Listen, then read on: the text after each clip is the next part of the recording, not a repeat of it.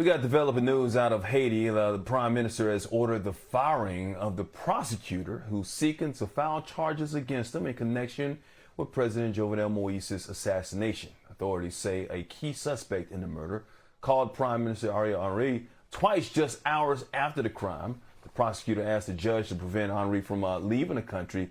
It's important to note that in the wake of the president's death, it is not clear if the Prime Minister actually has the authority to fire the prosecutor. Now, President Moïse was gunned down, as you know, in early July when assassins stormed his private residence in Port-au-Prince. His wife was also shot and injured in the attack. More than 40 suspects have been arrested in the case and more are being sought. A lot going on in Haiti right now, including that devastating earthquake they just had about a month ago. Joining us to talk more about this and other challenges Haiti is facing is Ritha Pierre, a member of the Haitian American Lawyers Association in New York and co-founder of Frida's House, which provides disaster relief through community initiatives. Thanks for starting your day with us, Ritha, which was under different circumstances. But let's start right there with the Prime Minister being partially blamed or thought about being blamed for the death or the assassination of Jovenel Moïse. Your immediate thoughts on these developments? It sounds like a huge scandal that's straight out of a Hollywood movie or something. Yes. Well, thank you for having me, Mike. Again, I wish I was here on better circumstances, but yes, I like to say that it's straight out of a telenovela. Like this is, one of these soap operas that you just could not, imagine, right? Like the developing factors. And my initial reaction is I'm not necessarily shocked, to be honest, since the beginning of this tragic, death, right? There's just been twists and turns at every second. And I think the Haitian people are a little tired of it, but to be very honest, it is to be expected that there's a whole cast of characters that are part of this unfortunate event. Yeah, it's been a while, and still no one has really been officially charged. I know they've detained some people there, but nobody has been really brought to responsibility when it comes to this. So we'll keep abreast on this situation. But we got that. It's just one of the many problems that Haiti is facing, and it's been happening for many years. We got gangs, we got crime. The economics that's going on down there, a bad economy, still recovering from a devastating earthquake last month, an earthquake that happened 11 years ago, you're still recovering from. But right now, what are the biggest frustrations for residents in Haiti? I think the biggest frustrations, at least from what I've been getting from the ground, is the fact that people, they need shelter. A lot of homes, especially in the rural areas where the earthquake hit, they are without homes, they are without food, they are without adequate water. And it's very frustrating because, the government, as it stands, is very segmented. There's not a lot of assistance that's coming through. So people are just kind of wondering, what next, right? How are we going to get out of this? You're seeing the pictures here. It's just been very devastating for everyone. But, the basic needs, food, shelter, clothing, are, at the top of the list. And no pun intended, but has it been like almost a perfect storm in a sense because of all the bad news, especially the instability when it comes to the government not having a true leader, and the president and even the leader there, the prime minister right now, is being blamed for the assassination of the death. How is that playing a part in not getting the exact type of recovery efforts or help to certain regions of Haiti right now because of the instability that's going on in government? Well, it's very difficult, and many of the groups that I've been working with here abroad had to be able to actually send provisions to Haiti. The gangs are a really, really big issue. In 2010 and even in 2016, when there was Hurricane Matthew, these challenges weren't really present. We were able to send items to Haiti. We were able to just get up and say, okay, we're going to go and provide assistance. But now people are thinking twice.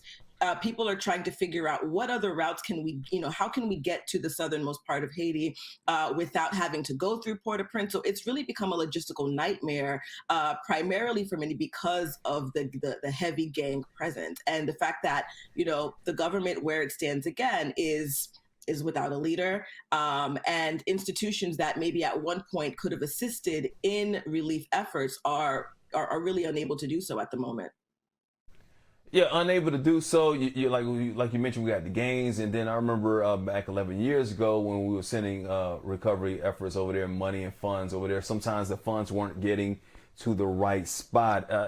How do we ensure that that happens this time? If people are sending funds over there, any kind of relief efforts in any kind of way, how can it be ensured that the money and the resources are going to the right spot? What I've been telling people is just to really do your research on these organizations. I think in 2010, they just wanted to give. So they were giving to the Red Cross, they were giving to all of these organizations that they really didn't know much about, but they just heard helping Haiti, I'll send you money. And so I think this time around, people are being very, very careful. So organizations that are currently doing work on the ground, that have some sort of, internet presence that you can actually speak to, somebody from operations, kind of maybe even request some sort of, I don't want to say log, but just some sort of history of what they have been doing and what they're currently doing in Haiti. And then just asking around, really, people know who the reputable organizations are. So just ask around. And there's a lot of databases online that are actually giving names. Like there's Capra Care is an organization that I work really closely with that works in the Lekai area, which is one of the most severe hit areas in Haiti. So just really doing your research and then doing the extra deep dive on top of the initial research, I think is how you're gonna feel comfortable, right?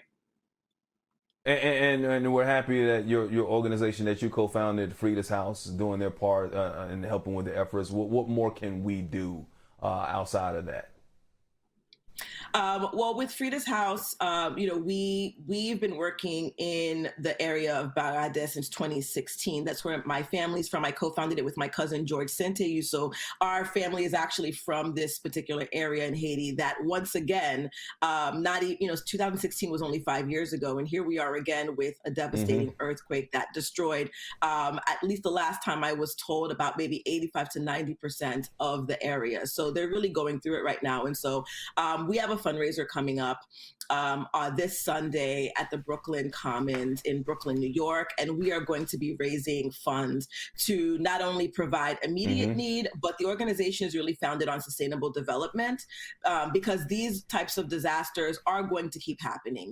With global warming and everything going on, it was going to happen again at some point, whether it's a hurricane or some sort of tropical storm and hopefully not another earthquake. So we want to be on the sustainable end of things. So really thinking about the next steps, building a storm center and creating economic development opportunities for the people that live there. So the money that is being donated will go initially for the immediate relief efforts for food, clothing, providing building materials such as sheet metal and things of that nature, at least for the time being. We're trying to gather enough money to provide tents.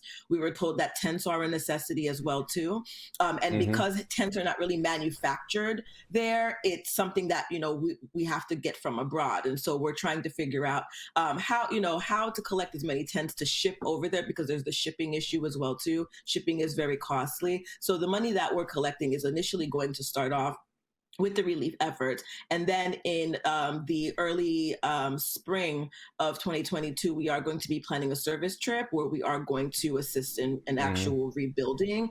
And so if people are interested in the organization, please, you can go to our website at www.fridashouse.org. If you want to be a volunteer, we are looking for volunteers as well. But any type of support, any type of donations will be greatly appreciated. Ritha, I'm out of time, but one thing about Haitians, you guys are really resilient. You've been through a lot and you care, and I know you're running for office as well coming up soon, and they need advocates like yourself to try and bring that relief and that resources back to Haiti or whatnot. But on a personal note, just want to send our love and our prayers out to you. Hopefully your family is doing well, and I know you care about the people over in Haiti and what they're doing. So whatever we can do here at BNC and Start Your Day, just let us know and we'll do the best we can to make sure that the word at least gets out. So thank you for starting your day with us this morning. Thank you so much, Mike.